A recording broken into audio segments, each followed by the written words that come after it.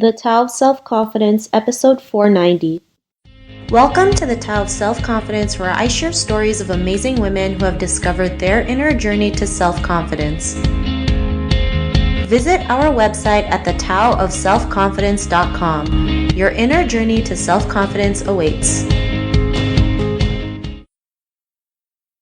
Well, hello, friend. Welcome to the Tao of Self-Confidence, where I share stories of amazing women who have discovered their inner journey to self-confidence. I'm your host today, Chen, and today I have a phenomenal lady on the show today. She's a venture investor and also the co-founder of Lean In Malaysia, and I'm just really excited to have her on and share her story with us today on self-confidence. So without further ado, I'm going to introduce you to Sarah Chen. Sarah, how are you today? Maybe you can fill in a little bit more about yourself to our listeners.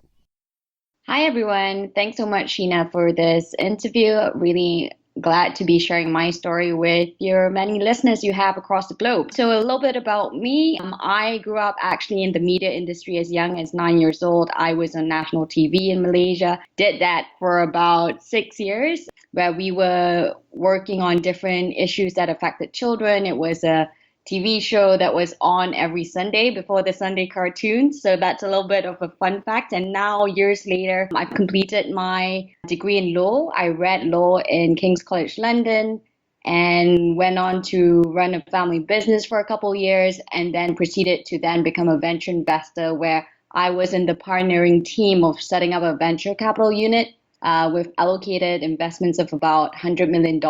And yeah, I'm continuing to work in the corporate investment space, really excited about it. And at the same time, similar to you, Sheena, I had a very strong inkling to empower women. I saw how there weren't enough women represented in the workplace, in senior leadership, in places where you would think that, hey, in today's day and age, women should be up there and doing what they should be doing, which is living their full potential. So that's where I started Lean In Malaysia together with my co-founder. And it's become a platform that has about 300,000 women across Asia now. We collaborate with the many different chapters across Asia under the Lean In Asia brand. And we continue to educate, empower, and enable women into leadership, whether that's through accelerator programs or talk series, dialogue series, or even what we call the unconference sort of sessions that we have.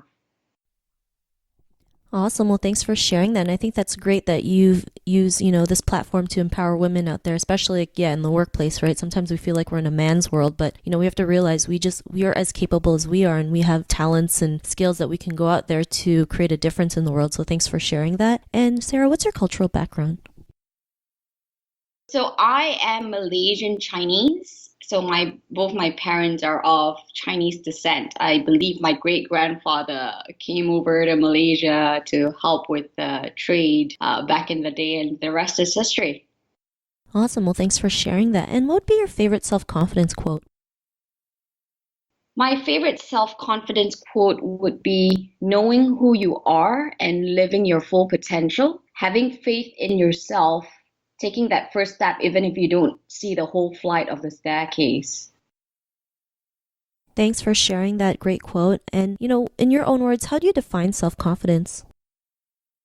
I think self-confidence is, like I said, knowing who you are. You might not always see the full picture of where you're supposed to be in life and where you're supposed to be in the exact same moment, but having that level of trust in yourself to be able to take any challenge, whatever comes your way. I think that is ultimately self-confidence, because it then becomes a state, right? You can't always say, times are good, I'm confident now, and times are bad, I'm not confident now. But it's just how you are, how it's that state of being, having trust and faith in yourself more than anything. Thanks for sharing that. And I love that definition. I know sometimes, we always want to have fast results, right? If we don't get it, we feel like we've failed. We don't see things in a bigger picture. Sometimes, what we see in our heads, it's not what appears in real life. And, instead of trying to overanalyze it, we just have to realize something good comes out of this, right? There's a lesson to be learned, or, something else is supposed to happen. And we just have to, like you mentioned, trust in ourselves and just keep going. So I really love what you mentioned. And Sarah, what was your life like before your discovery of self-confidence? What was my life like before? That's an interesting question. So I wouldn't actually pinpoint that exact moment, but maybe it was before I managed to get through the audition to become a TV presenter when I was younger. And I think, so I was 9 years old, and I remember that very moment. I think I missed the deadline for signing myself up, and I went back home a little bit disappointed and a little bit, I guess, less confident in who I am, if I could put it that way. And I think it was a conversation with my father that really changed things around. He was very quick to say, "What happened? Okay, let's change things around. We can still try." And he actually went up to speak to the producer that was managing the auditions in the nick of time and got me through. And that changed my life and my trajectory forever. So that moment of feeling down and depressed, I think that was how I would describe myself before discovering self-confidence and really being empowered by my father. That changed things for me. So I think maybe that is something that I remember quite specifically from my childhood and on self-confidence. Thanks for sharing that. And it's great that your father encouraged you, right? Sometimes when we miss a deadline, we feel like it's the end of the world, right? And then, like you mentioned, we get disappointed, our confidence goes down. And sometimes it just takes one person to change the course of our life, right? Like your father decided, let's just go and try anyways. There's nothing to lose. And actually, you actually gained, right? Like you got to go to the audition. And were there other moments in your life when you realized you can go out there and create an impact, especially creating Lean In? Was there an aha moment? An aha moment on creating impact. So I would say that, Lean in Malaysia, if you know the story of how it came about, I speak about it a lot because I think it's such a wonderful experience that has changed all our lives, all of us that have been involved in the organization. I would say, it started with me and just my co-founder putting in literally $100 each to invite a couple of our friends to talk about something we cared about, which was how do we get more women in leadership? And it was also from our own intentions to see that for ourselves, right? We wanted to think, okay, yes, we don't see enough, but if we were to do it, how would we do it? Let's get people who have done it to hear from them and learn from them and invite a couple of friends along the way. And I think the aha moment was when that small event, which was meant to be, I think, just 20 people, just by us publicizing the event on our Facebook, our social media channels. And we were, in our early 20s, right? So it didn't seem that we were particularly influential or anything like that. But the event was more than sold out. For the first time, we had, I think, 80 people that signed up, and we had to answer to the speaker saying that, oh, okay, guys, this is a lot bigger than we expected. But it just showed us that young Malaysians wanted to succeed, whether that's men or women. We had both in our audience. But importantly, the women that were there were asking questions on fulfilling their ambitions. So it occurred to us that, hey, this is a niche that's not addressed, and there's something that we can do about it. And the big, big aha moment was, I would say, when 1,000 people showed up at our summit the first time, when we were just getting our act together, working with government, working with corporates, working with other nonprofits to see more women in leadership. And we realized that, hey, you know what? The question was go big or go home. We decided to go big. This was the result. That's the aha moment. We have to keep going. We have to fight this fight. Thanks for sharing that. And I think that's an amazing story, right? Sometimes, we do things because there's something that we feel like there's a need, right? There's something missing that we can, go out there and just take action, right? I mean, sometimes it's not easy. I'm sure you've gone through many obstacles, but we push through. And, like you mentioned, 1,000 people, I mean, even 80 people, it's such a great, accomplishment, but to go from like 20, 80, and then 1,000. And I know now a lot more. It's just like, you look back and you're like, wow, I can't believe I've created this, right? Like you and your co-founder. And it's like, it's so amazing how many men and women you're helping out there. And because of that, what's your life been like now? I would say my life has changed forever. I think I have they say that leadership is something that a lot of people aspire to, but I also think it's not just a right, it is a privilege and a responsibility. So now I think in everything that I do, I've always grown up to want to make an impact. I think the sort of 4 words that I have for my own life is to live, to love, to love, and to matter. And the fourth part of it, to matter means to actually do something that impacts someone's life beyond yourself.